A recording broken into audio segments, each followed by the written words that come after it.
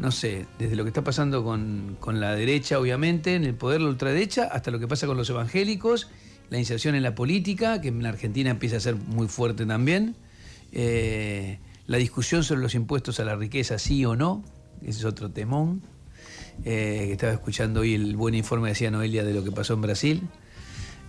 Nada, pero es eso, ¿no? Es como que el tablero se agrandó a una dimensión espectacular.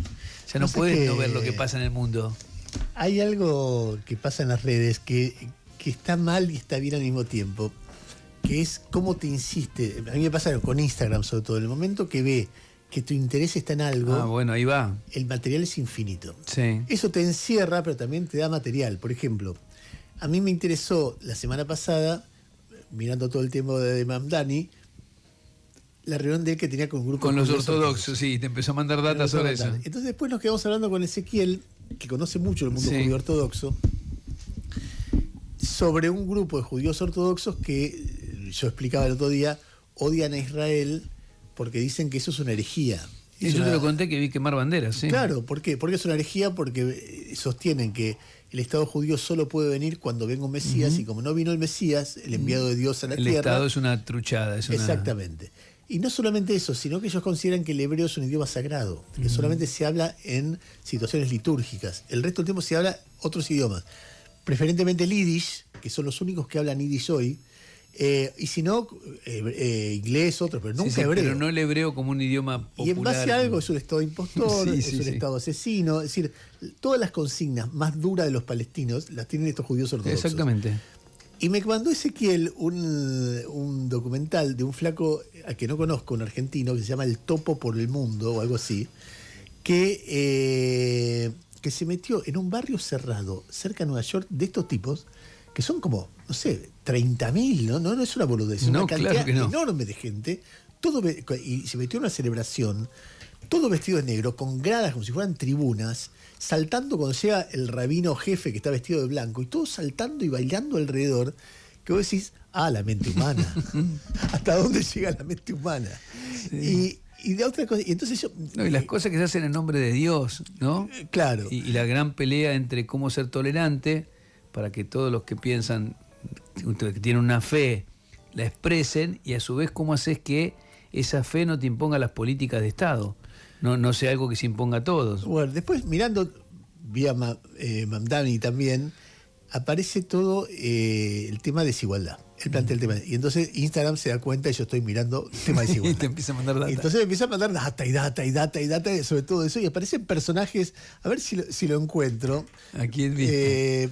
Un gallego que es un antropólogo, digo gallego, por ahí lo entrevisto en los próximos días, que se llama Jaime Palomera, es el audio número 27, si está. Viste que en general se dice no le pongas impuestos. Por ejemplo, Milei, el viernes cuando estuvo en la CEPAC, dijo, le quiero decir a los neoyorquinos que si no pueden vivir mejor... se vengan para Argentina. Se vengan para Argentina. Claro. Si el comunismo hace mucho desastre, que se vengan para Argentina. Hay una teoría o una cosa que te dicen que si vos pones impuestos a los ricos se van. Exacto. Entonces te vacían el país. Entonces mejor no poner impuestos a los ricos. Y en el audio 27, este es un antropólogo, doctor en antropología económica, un tipo que tiene un sitio propio, que elabora mucho este tema, básicamente.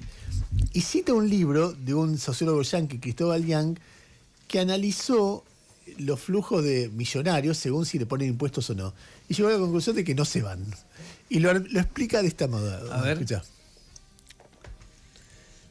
Es el audio 27. Cada vez que alguien propone subir los impuestos a los más ricos, aparece el mismo argumento. Si lo haces, se irán y el país se quedará sin inversión. Pero la realidad es que eso no pasa. El sociólogo Cristóbal Young analizó millones de declaraciones fiscales en Estados Unidos. En su libro, explica que los millonarios podrían huir de los impuestos, pero no lo hacen, porque su poder y su éxito están profundamente ligados al lugar donde los obtuvieron. Ahí tienen sus contactos, sus empresas, su reputación y su influencia. Sí, algunos ricos cambian de país, pero los efectos son muy pequeños, muy lejos de los titulares alarmistas. Los ricos no pueden llevarse la mayoría de sus activos, como las casas, el suelo, la energía o las infraestructuras. El mito del éxodo es una herramienta política para asustar a los gobiernos y a la gente como tú y como yo. Buenísimo.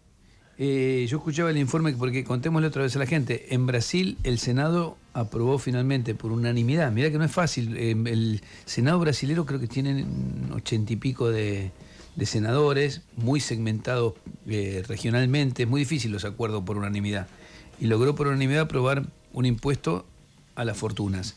Y yo estaba leyendo lo que está pasando en Italia, hay un debate muy fuerte porque la CGT, por llamarlo de alguna manera, creo que se llama CGIL, ¿no? La Confederación General Italiana del Trabajo, propone, es el mayor sindicato de Italia, propone una tasa de 1,3% a las grandes fortunas.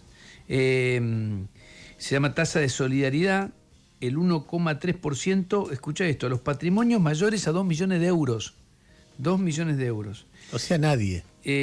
Calculan que, mira, es el 1% de la población de Italia.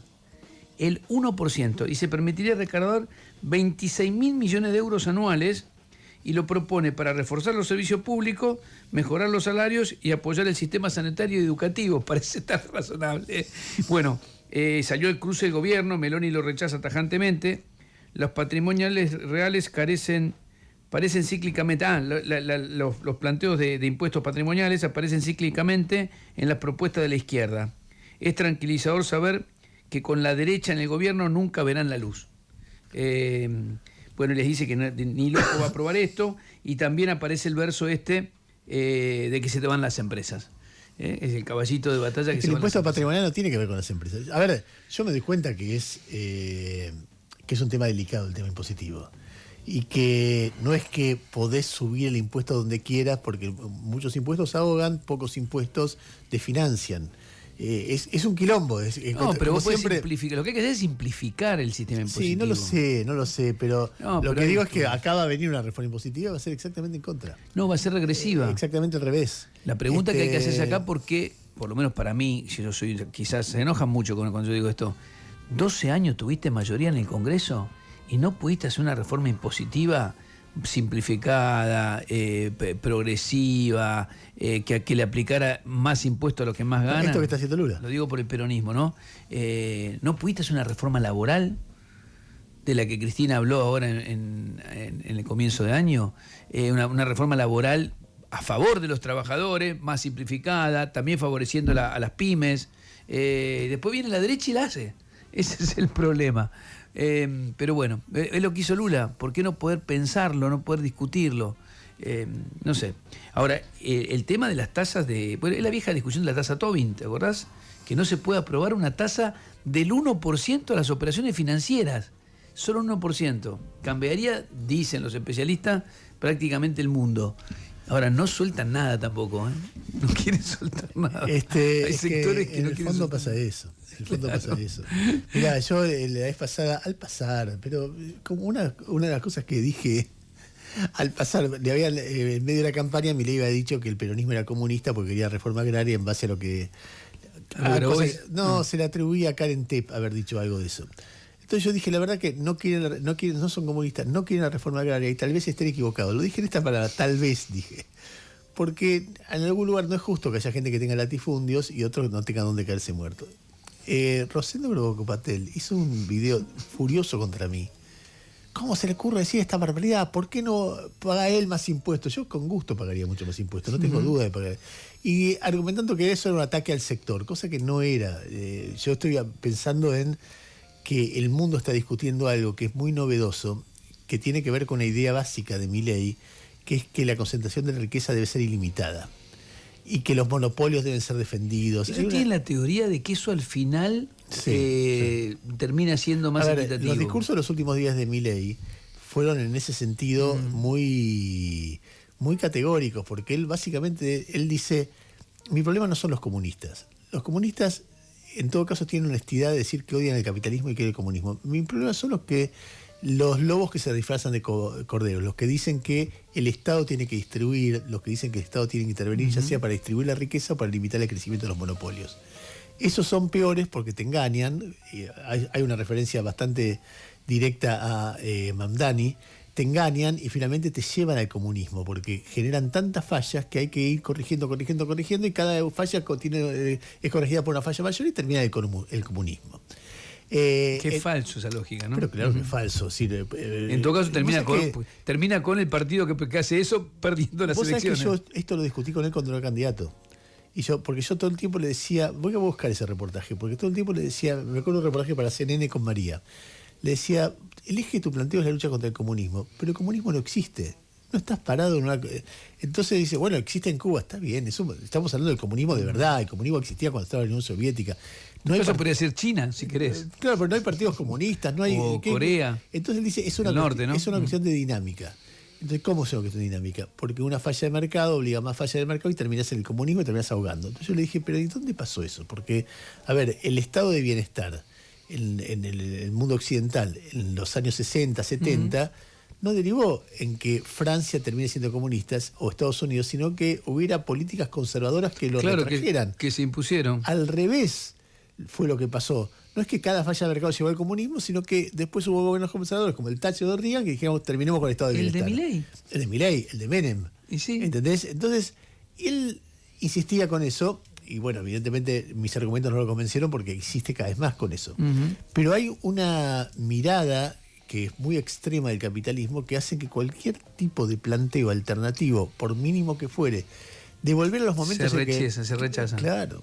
Y después, mira, hay algo que pasa que a uno le da pánico, que es lo que pasa en lo financiero. Hay dos películas que yo estoy viendo una y voy a ver la otra en los próximos días porque todo el mundo me lo recomendó, hablando de las versiones. Una se llama Too Big to Fail, o sea, demasiado grande para caer, y la otra se llama The Big Short. Pero no son nuevas. No, son de películas de hace unos 10 años que tienen que ver con la crisis del 2008, la crisis del Lehman Brothers. The Big Short arranca con el momento en que empiezan a caer fuertes las elecciones del Lehman Brothers, porque se nota que quienes tomaron hipotecas... Que 2008, ¿no? Claro, hipotecas. Primero hay primero cae un banco, una sociedad, creo que era un banco, que se llama Burns, que era uno de los principales prestamistas para tomadores de hipotecas. Las hipotecas, sí. Claro, para construir casas. Había una burbuja con eso, todo el mundo tomaba créditos que eran recontra baratos, estaban totalmente desregulados. En un país con un déficit habitacional tremendo, como Estados Unidos. Construían casas y qué sé yo, Estados Unidos. Y en un momento se ve que dejan de pagar las hipotecas, con lo cual las casas no valen nada, se derrumbe y Burns empieza a caer. Y ante esa preocupación, ¿sabes quién la compra para salvarlo? El JP Morgan. Y ¿cómo se llama? Damon. Jamie Dimon, que tenía 18 años y todavía es de los banqueros de aquella época, es el único que sigue todavía ahí. Y vos ves al tipo de Lehman Brothers, que todos le dicen, vendelo ya, pues se están diciendo la mierda a las acciones. Y el tipo dice, no, esto va a rebotar, no lo quiero vender tan barato. Entonces, ves cómo el tipo negocia y no quiere entregar, y eso va demorando la solución del tema y va generando el contagio. Porque nadie quería comprar algo que era tan barato, mucho más caro. Y él no quería vender. Y él no quería vender esperando que rebote. Esto es una crisis circunstancial, es una crisis de, como decía Milei antes de las elecciones. Y mucha gente, yo estoy viendo porque mucha gente me dice, fíjate, porque cuando estoy preguntando mucho sobre la burbuja de la inteligencia artificial, hay muchos medios... puede generar, sí. No, hay muchos medios que están alertando, esto es peor que la década del 30 va a ser, Si en algún momento las acciones están muy altas, alguien dice, esto no va a dar el rendimiento. Y se empieza a vender. Y empiezan a vender, va a ser de una manera, y está todo el mundo tomando créditos y Trump desregulando, porque lo que todo el mundo ve es desregulan. Bueno, es la mirada de Milei, es el Estado retirándose de todo, ninguna regulación de nada, retiramos, es muy jugado. ¿Viste? Totalmente. En el medio de eso te aparece Mercado Libre pidiendo regulaciones, ¿no? Claro. Qué lío todo también. Bueno, ¿qué más, amigo? Complejo. He escuchado a Conada, que escuché hoy, me sorprendí, no lo había escuchado. Pero vos sabés que yo no tengo... si querés lo escuchamos, porque él pone en duda la prueba central de la causa. Los cuadernos, sí.